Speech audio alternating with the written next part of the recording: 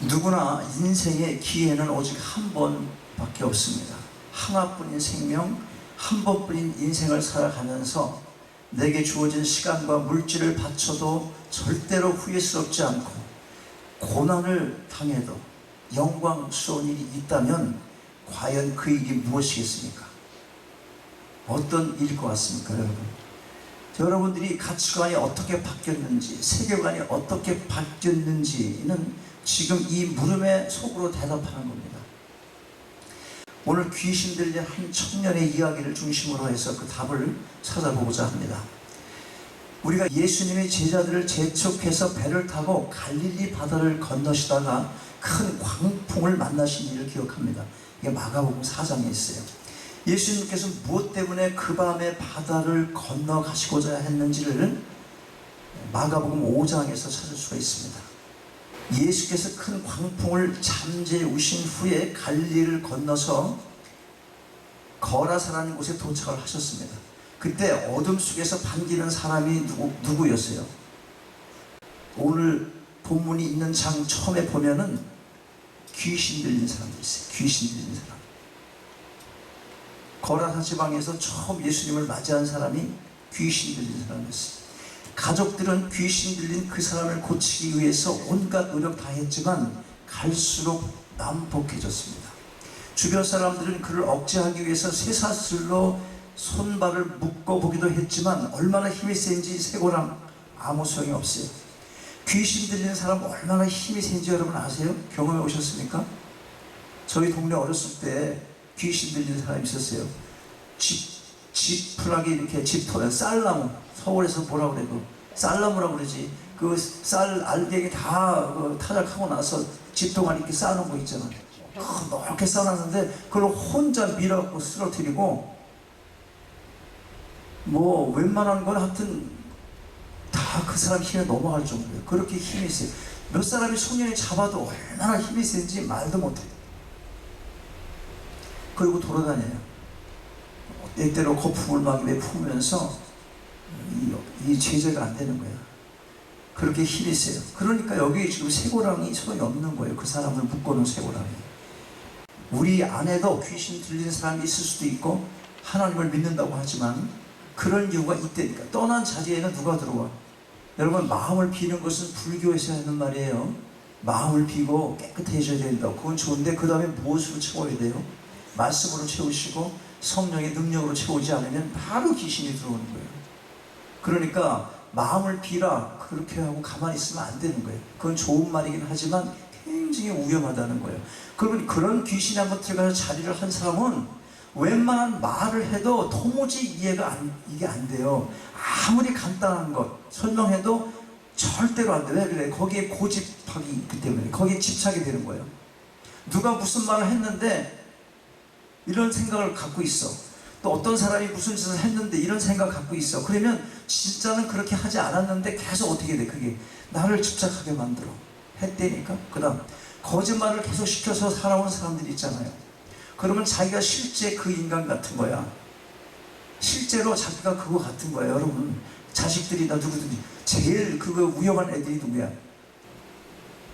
2, 3층에서 이렇게 무슨 날아다니는 옷 입고 떨어지는 거 뭐 보면 그렇게 되겠어? 네? 슈퍼맨 같은 거 영화 그런 거 많이 보면 애들이 자기가 슈퍼맨인 줄 알아요. 근데 어른도 마찬가지예요, 그게. 근데 그걸 귀신이 확 잡아치기 때문에 반드시 그 사람인 줄 안다니까? 아니, 선지자 같아요? 그러면 누가 10사람만 그 사람한테 그려봐. 그러면 자기가 선지자같이 얘기해. 이제. 이게 굉장히 우리를 유혹하고 있는 거예요. 귀신이 장난을 그렇게 한다니까. 이 사람이요, 쇠고랑도 소용없었어. 결국은 이 귀신 들린 사람은 집을 뛰쳐나와서 인적이 드문 무덤 사이에서 살고 있었습니다. 기독교가 귀신의 존재를 인정하는 것은 오늘 말씀처럼 성경이 귀신의 존재를 인정하고 있기 때문에 그런 것입니다. 예수님 당시에 귀신들의 활동이 많았어요. 사람들의 인격을 파괴하고 가정을 붕괴시키고 많은 사람들에게 고통을 주고 예수를 믿지 못하도록 회방을 했습니다. 성경은 귀신이 소유하고 있는 능력에 대해서 잘 알려줍니다. 사람에게 질병 가져다 줍니다. 하나님 대신 영광 받으려고 제사를 요구하는 거예요. 또 또한 인간의 도덕적 가치관을 무너뜨려요. 금방 말씀드린 내용과 같은 거예요. 도무지 이게 움직이질 않아. 그게 잘못된 거라니까. 꼭 잘못이 아니라 하더라도 보편적인 사람들이 생각하는 상식을 넘어선 행동이야. 말을 해도 그게 왜 어떻습니까? 하라고 이렇게 고집하는 사람 있잖아. 한 곳에 집착을 하는 거예요.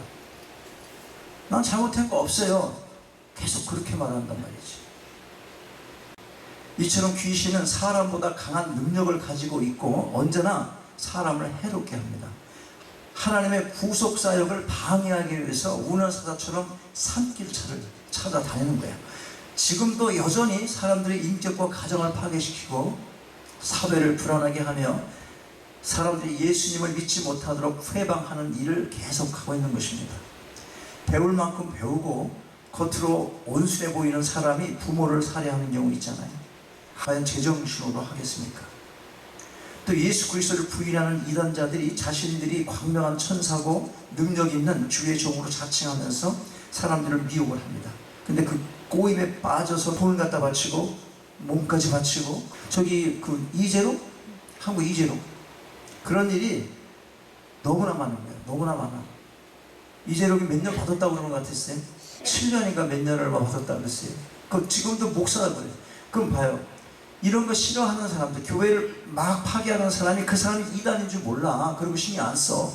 이재록 목사가 이런 충원으로 6년, 7년 징역 갔다 크로크로 얘기하는 거예요. 다 그냥 세상 사람들이 뭐 이단 뭐 이런 거 따집니까? 목사라면 다 목사지. 그냥 지금은 또 세상에 아무나 목사 막 줘. 그래서 더 현저하게 사탄이 활동할 수 있는 영역을 넓혀놓고 있습니다. 디모데전서 4장 1절을 보면 이렇게 기록하고 있어요. 그러나 성령이 밝히 말씀하시기를 후일에 어떤 사람들이 믿음에서 떠나 미혹해하는 영과 귀신의 가르침을 쫓으니라 하셨습니다. 말세에 이런 징조가 있는 거예요. 또 계시록 보면 16장 14절 보면 저희는 귀신의 영이라 이적을 행하여 온 천하 임금들에게 가서 하나님 곧 전능하신 이의 큰 날에 전쟁을 위하여 그들을 모으더라. 지금 모으는 시대니까 싸워야 되니까 말세가 옛날부터 말세라고 하는 말이 있지만 지금이야말로 말세의 지막이라는 거예요. 끝 중에 끝이다 그겁니다. 보세요. 여러 가지 도덕, 사회적인 윤리, 도덕, 정치인들 생각하는 것, 뭐 조국이라는 사람은 뭐 군대 남자들만 많이 있는 그런 데서 서로 좋아서 성행위를 하면 그 법으로 처리하지 말라고 그러고 주장하는 사람이 법무부 장관 되려고 그러는 거예요. 지금 우리하고 관계없다고 생각하시면 안 되는 거예요. 동성애 문제는 기독교를 핍박하기 위한 첫 인문이야. 왜 그래? 차별금지법 때문에 그걸 하는 거예요. 차별하지 말라고. 하나님이 차별해서 하나님 백성 택하고 예수 그리스도 믿는 사람만 구원받는다고 그러니까 그들이 볼 땐 차별이라고 그런단 말이에요. 우리가 그거 지금 핍박하려고. 그리고 성경도 출판하지 말라는 거예요. 이제 왜? 예수 믿어야 구원받는다고 그러니까 차별이다 이 말이에요. 그러니까 성경도 출판 못하게 하는 것, 이 엄청난 일들이 영적 무시 밀려온다는 말이죠. 그래서 반대하는 거예요. 동성애를. 그런데 이단자들이 열심히 더 있어요. 왜냐하면 그렇게 하도록 계속 미끼를 던지니까. 그걸 닮아서 교회도 성도 많이 모으자 하면 어떻게 되겠어? 이상한 걸로 미끼를 던지게 되는 거예요. 교회가 점점 타락하는 거예요. 교회는 말씀으로 사람을 모아야 되고 세상의 잣대로 볼 때 좋은 것을 미끼 삼아서 교회로 불러들이는 게 아니라고. 교회는 그런 문제가 반드시 온다는 거예요. 설교를 하는 사람들 속에 들어가서 거짓 진리로 사람들을 미혹하기도 하고 기도하는 사람들 속에 들어가서 이적을 행하기도 하고 마치 하나님의 능력으로 기적을 일으키는 것처럼 위장을 하기 때문에 불신자는 물론이고 많은 기성 신자들도 미혹을 받기가 쉬운 것입니다. 그러므로 우리에게 영적 분별력이 필요한 것입니다. 본문 6절 7절 보면 예수님이 거라사에 도착하셨을 때 귀신 들린 자가 먼저 예수님을 알아봐요.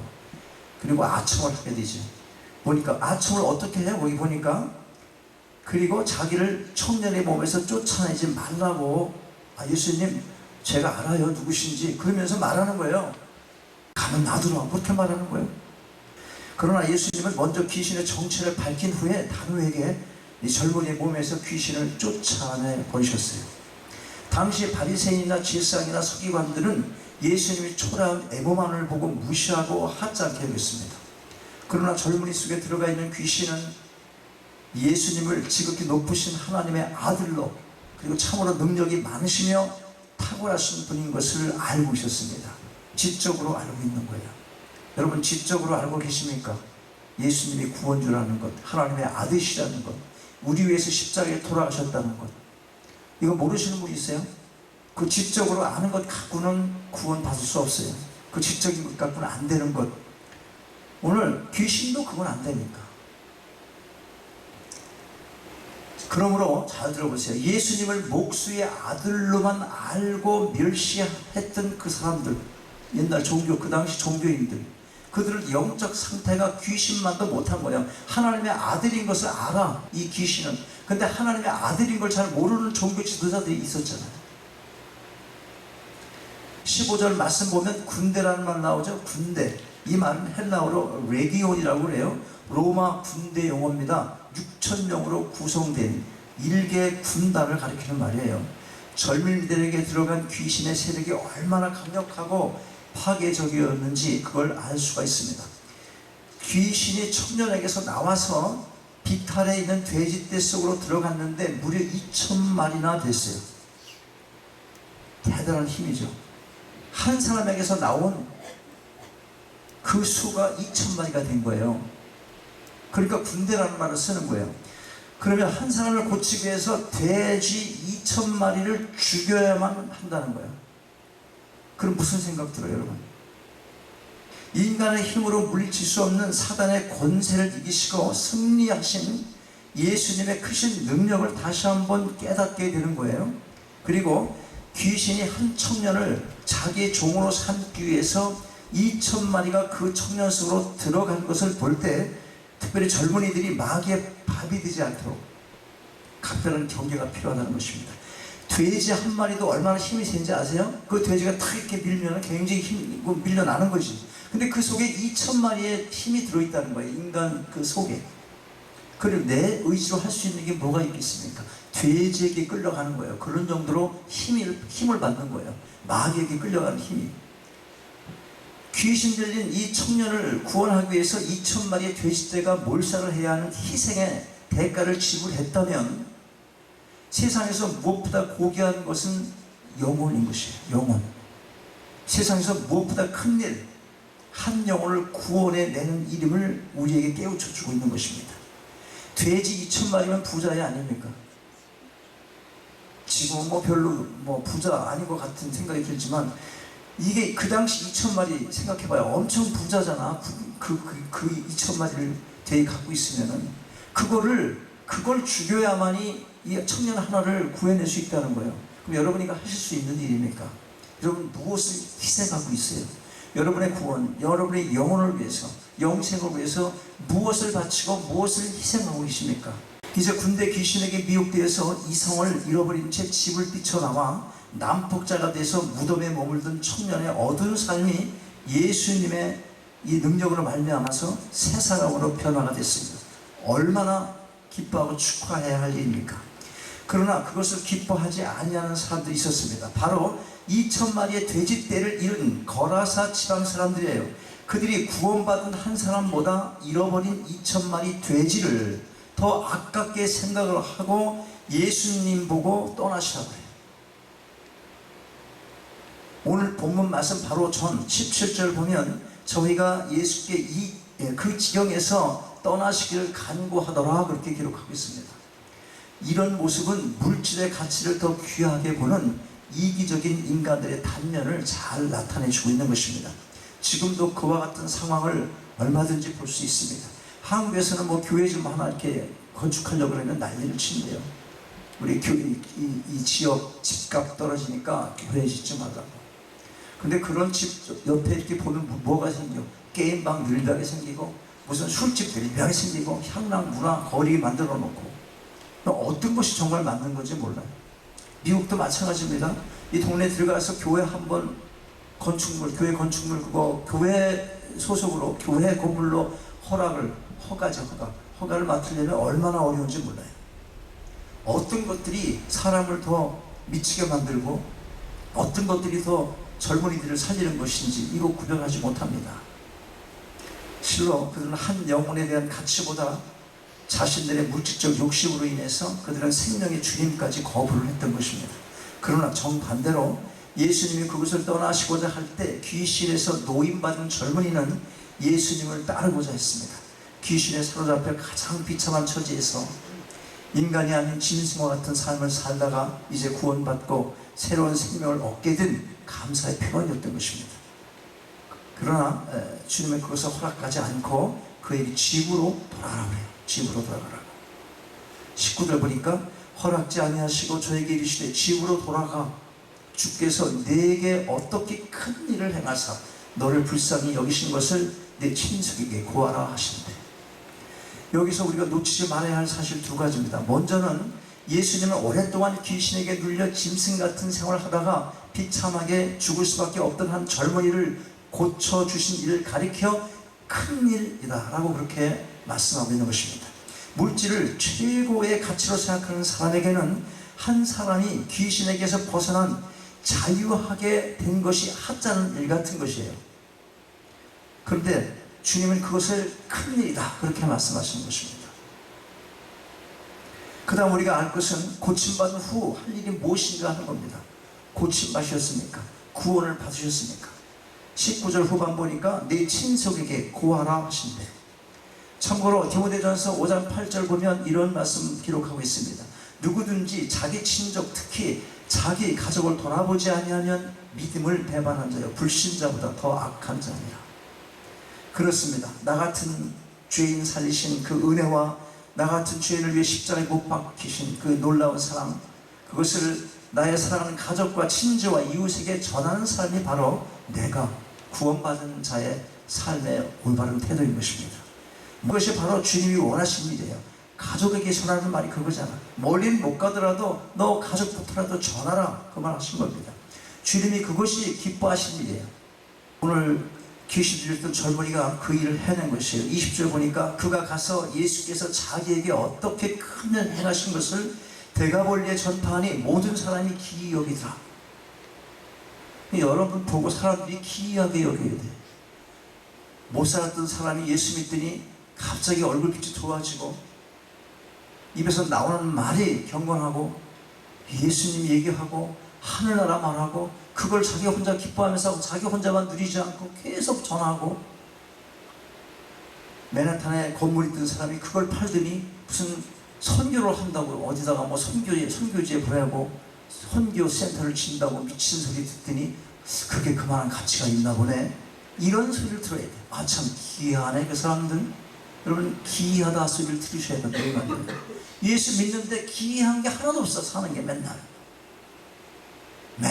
인상 쭈그리고 맨살 힘들고 피곤해서 그렇지. 그럼 누가 그렇게 피곤하게 살으라고 그래? 하나님께서 우리 보고 육체도 그렇게 피곤하게 살라고 말씀하지 않아요. 이게 조절을 해야 돼. 조절을. 왜 이렇게 피곤하게 사느냐? 내가 계획해서 내가 들어간 거잖아. 그럼 내가 계획해서 계획을 바꾸면 되는 거지. 누가 그렇게 살라고 그러단 말이지. 이게 중요한 거예요. 그러니까 물질적인 가치, 이 가치관을 좀 바꿀 필요가 있다는 거예요. 사실 먹고 살면 되는 거거든. 다 놓고 갈 거잖아 지금. 조국이는 뭐 법무부 장관 해보려고 뭐 60억, 70억 뭐 얼마 뭐 다 내놓는다고 막 그러는데 그 사람은 그 명예가 돈보다 훨씬 더 강한 것일 수 있어요. 근데 지금 예수 믿고 구원받는 일이고 천국 가는 일이 우리나라에서 법무부 장관을 하는 것보다 못해요? 여러분? 그렇게 생각하면 안 돼요. 정말 엄청 큰 일인 것이에요. 여러분, 우리가 지금 어떤 시대를 살아가고 있어요? 마귀의 세력이 불순종의 아들들의 마음속에 온갖 유혹거리로 역사를 합니다. 하나님을 믿지 못하게 하고 도덕과 윤리를 타락시키고 방종한 삶을 살게 합니다. 사회를 온갖 죄악과 폭력이 난무하는 어두운 세상이 되게 하고, 악인은 악을 행하고도 그것이 무엇인지를 깨닫지 못하는 겁니다. 정상적인 사람이면 내 잘못을 왜 모르겠어 누가 시작을 하면 그랬군요. 달라져야 된단 말이죠. 우리 속이 바뀌었으면 다 달라져야 되는 거예요. 바로 지금 우리가 살고 있는 시대, 이 시대상이 불법을 저지르고도 모르고 선량한 사람들까지 그 일로 끌고 들어가는 그런 시대라는 거예요. 얼마나 하나님이 주신 분별력을 필요로 하는 시대입니까? 자, 그러나 여러분, 그리스도인은 예수님의 능력을 소유하고 있습니다. 그 능력이 우리 속에서 역사할 수 있도록 예수께서 나의 주되심을 인정하고 그에 합당한 삶을 살아가기만 한다면 결코 두려워할 필요가 없는 것입니다. 여러분, 내 인생에서 예수 그리스도가 주되심을 인정한다는 삶, 그게 어떤 삶이에요? 예수님이 내 주인 되셔. 그 삶이 어떤 삶이겠습니까? 여러분, 생각해 보시면 알아요. 이건 내가 원하는 거구나. 내가 이런 거 버려야 되는데. 그럼 버리라는 거예요. 하나님이 안 좋아할 것 같아. 그럼 버리라니까. 내가 이 성격 버려야 될 것 같은데. 그럼 버리라니까. 왜 붙들고 있냐고. 그게 있으면 여러분, 예수 믿어도 예수님께서 주시는 기쁨, 참 기쁨과 자유를 평생 소유하지 못하고 죽게 되는 거예요. 구원을 받는다 하더라도 부끄러운 구원 받는 겁니다. 성경에서 말하잖아. 부끄러운 구원. 평상시 신앙생활 그렇게 하더니 겨우겨우 받았구나. 그래도 축하는 해주겠지. 근데 그 부끄러운 구원 속에서 다른 사람하고 비교되는 그런 삶이 될 때 거기 다른 기회가 또 있는 게 아니잖아. 행한 대로 하나님께서 갚아주신다는 말이에요. 그것이 오늘 우리의 힘으로는 마귀를 이길 수 없을지라도 우리의 힘 갖고는 부족합니다. 안 됩니다. 귀신을 쫓아내신 나사 예수 그리스도의 이름으로 대적하면 능히 쫓아낼 수가 있습니다. 야고보서 4장 7절 그런즉 너희는 하나님께 순복할지어다 마귀를 대적하라 그리하면 너희를 피하리라. 또한 사도 바울은 내게 능력 주시는 자 안에서 내가 모든 것을 할 수 있다 그렇게 말씀합니다. 그러므로 예수 그리스도를 의지하고 예수님이 하신 큰일 곧 구원의 복음을 전하여 사탄의 올무에 빠져 헤매고 있는 많은 사람들이 자유함을 얻게 하는 일에 우리가 시간과 물질과 생명을 드려야 할 것입니다. 이 생명을 이루어가기에 합당한 여러분 모두의 삶이 다 되시기를 주님의 이름으로 축원합니다.